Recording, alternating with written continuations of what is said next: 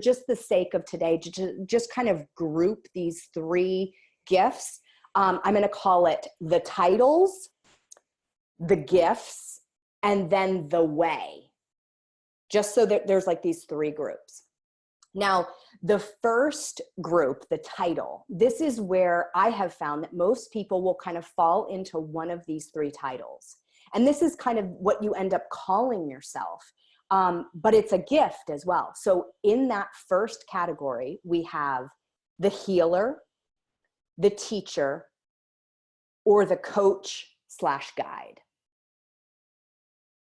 So a lot of people will say, yeah, I'm definitely a healer, but I don't know what to do with that. I don't know, my hands heat up when somebody walks by that I want to put my hands on their back.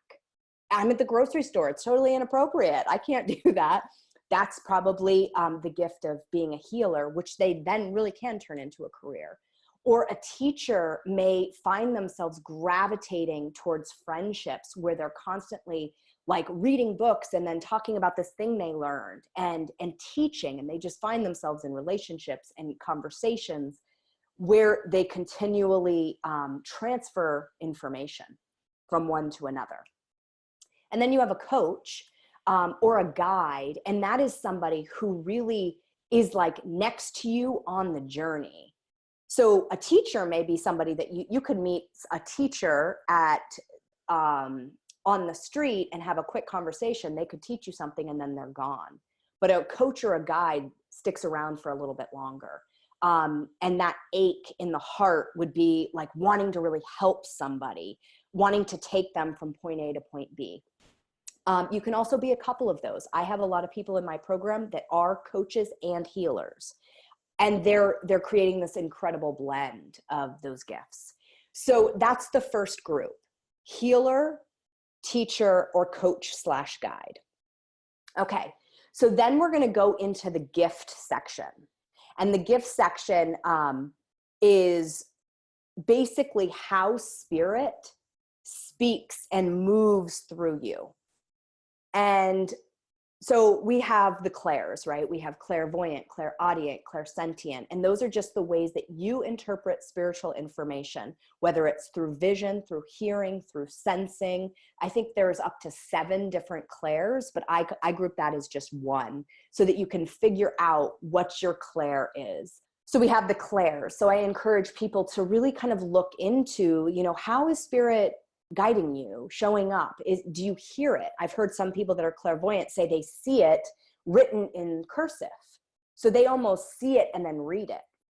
Other clairvoyants will say that they almost see like a movie playing out in a flash.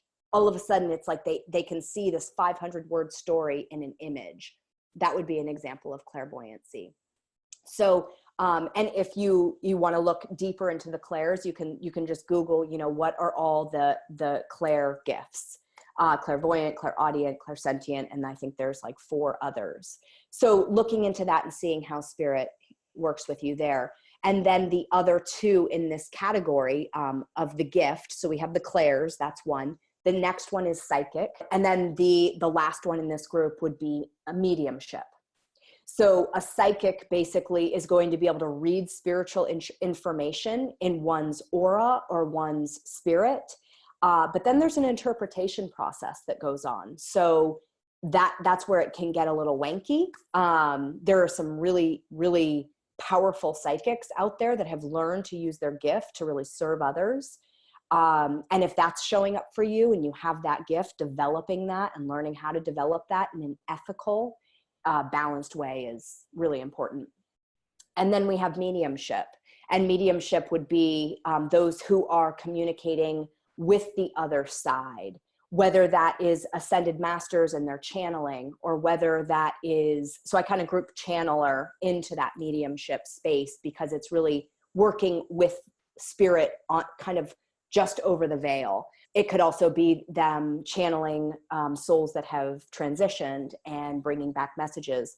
I have a great friend who is a healing medium, and she only will communicate messages that she feels have a healing vibration attached to them. So she won't translate anything if it's just information. she's looking for a transformation that happens as as that information crosses the veil through her voice box. And she's very ethical with that. So she makes a lot of decisions on what to tell and what not to tell. And, you know, I know there's some people that wrote into this saying that was their gift and they want to develop it. And there's a lot of great teachers. I would really encourage you to follow your heart if you're looking for a teacher to help develop your psychic mediumship or any of your clairs, because it's such a powerful tool that you can use everywhere, in everything, in every job, in every relationship. It's just like a little navigation system that's really wonderful. So that would be the second group. We have the clairs, we have the psychic gift, and then mediumship that fall into our gifts. And I believe that, you know, we kind of have one of each of these. There could be people walking around that are all of them. I absolutely believe that, because gifts are not limited. It's not just like, oh, I'm just a basketball player. You know, a lot of athletes can play basketball, football, baseball, volleyball. They can do it all because they understand how to use their tool, which is their body. So as you get more spiritually aligned, a lot of these gifts might start to open up to you. And then you want to have a teacher that can really help put you into understanding how to use them. Then we have the last group. I'm calling them the way. It's like the way that you end up being in the world or in a project. And again, there could be many more than these, but just to make this information bite-sized, I'm picking 4. And these are the 4 that I see walk in and out of my office and my programs the most. So the first one is we have empaths. Empaths, they can feel the energy. A lot of the time when they don't understand they're empathic, they feel like an energetic sponge. That energetic sponge can make them shut down socially, or even in their career. So understanding if you're empathic and how to use that, it can be a life-changing awareness. Then we have visionary. Now, a visionary, I kind of call it like they have the 40,000 foot view. So, you know, when you're on an airplane and you look down, you're like, oh my gosh, like it's so teeny down there and you can see so much area. Visionaries tend to see the end result of a concept. And so they think very big and very beyond. And it's really important that visionaries partner with a strategist, somebody that's very grounded, that can help them create detail and action items that are bite-sized in their week. So over the course of a year, they can actually start creating this kind of movement that they're seeking to create. So then we have visionary. The next one is leader. Now, a leader is naturally going to feel like they just tend to rise up. If it's maybe they're in school, they notice that they kind of, you know, say, okay, everyone, let me collect the emails. Or if they're in like a community project of some sort, they kind of start to step up and say, hey, everyone, let's start with the trash bags over here to pick up the trash. They just kind of gravitate towards that leadership role of moving people towards a goal.